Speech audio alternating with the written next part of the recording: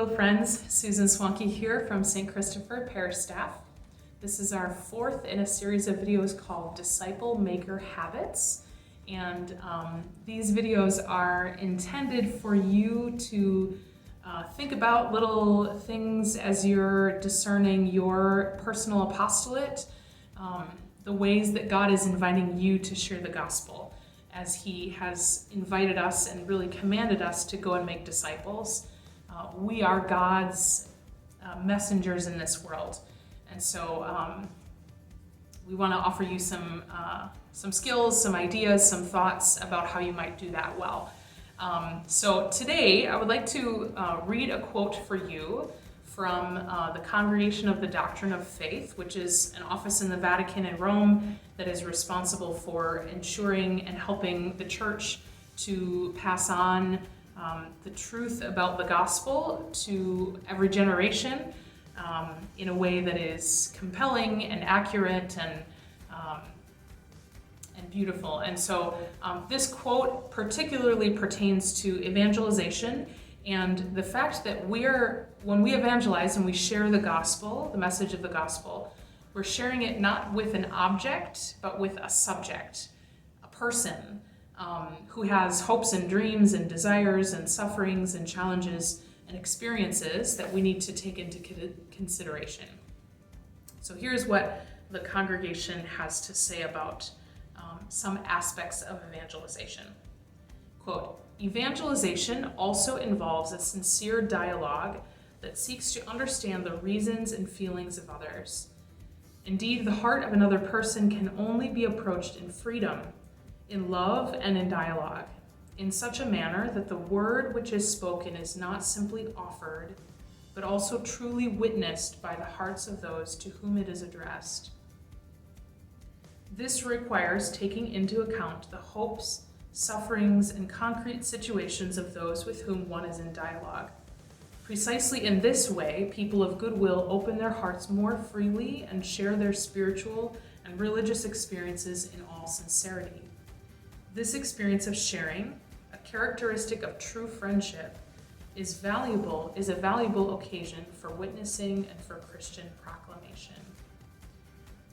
So the church is saying here that the personal relationship that you have with a person and the care that you show for that person will have huge impact in evangelization. And in some sense, just that you care about that person and seek true friendship with them is in itself a form of evangelization.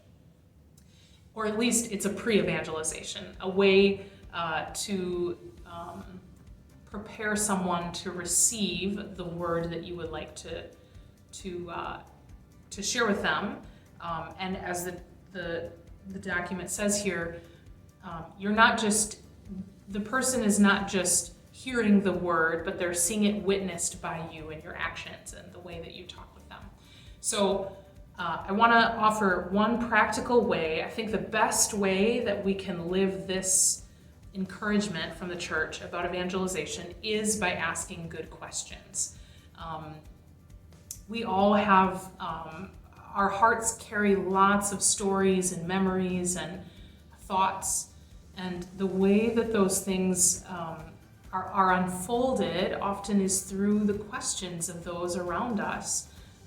When we are asked not intrusive but loving questions, that someone has curiosity about us, we start to open up. We share more, especially when there's a sense of trust.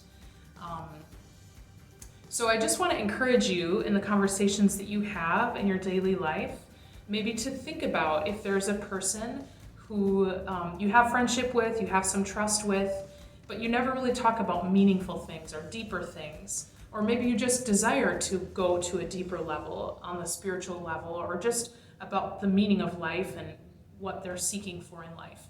So think about someone in your life that you might be able to take one step deeper with, whether that's a coworker, a relative, a friend. And then the first step is always to pray for that person and to ask the Holy Spirit to inspire you. In the moment, All you have is what you know and the gifts you've been given by God and the inspiration that he offers you in the moment to ask a good question. But I do have a couple sample questions that might start to spark some thoughts for you the next time you're in a conversation where you're wanting to take it deeper. So a couple questions here. Who is God to you? Or what is God like? Oftentimes we think about faith or church, but we don't think about God as a person, or even if you wanted to say Jesus. Another good segue into something spiritual is, how can I pray for you? You know, oftentimes people will share, especially if someone is sharing a difficulty, you could say, what specifically do you want me to pray for you for in this situation? Is it peace? Is it clarity? Is it healing? Whatever it is. Sometimes that question helps people to articulate where they are so they feel loved by that, but also you're bringing God into the situation, and it could open them to a relationship with him as well. Another good question is, what are you looking for, in life? This is actually a question that I took from the master question asker, which is Jesus. In the Gospels, he has lots of great questions that bring people to a deeper contemplation, a deeper thought about their own experience, but also it brings them into relationship with Jesus in a new way. So what are you looking for? Have you ever experienced a miracle? Oftentimes people experience something great and they love just to be asked to share about it. Another good question is, what is the most beautiful or meaningful experience you've ever had?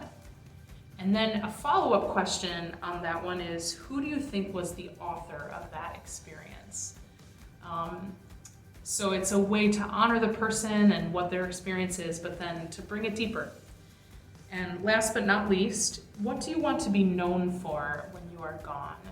This gets at the question of what kind of life do I want to live, and what kind of person do I want to be? And how can I get to be that kind of person? All of these questions, with the exception of how can I pray for you, are usually going to be questions you would ask of somebody after there's a considerable amount of time of building trust. It's rare, but it does happen for you to have a one chance encounter with somebody at the airport or something like that, where you could ask them a spiritual question.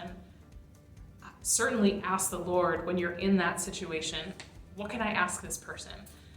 But these questions here are typically more for a relationship you've built up trust. So encourage you this week to think about someone you might be able to ask a deeper question. Often that means you're going to be risking something, right? But we risk good things for people that we love. And if the relationship is strong enough, they can let you know that they don't want to talk about that, and that's okay. But oftentimes people are just waiting for us to ask them a meaningful question.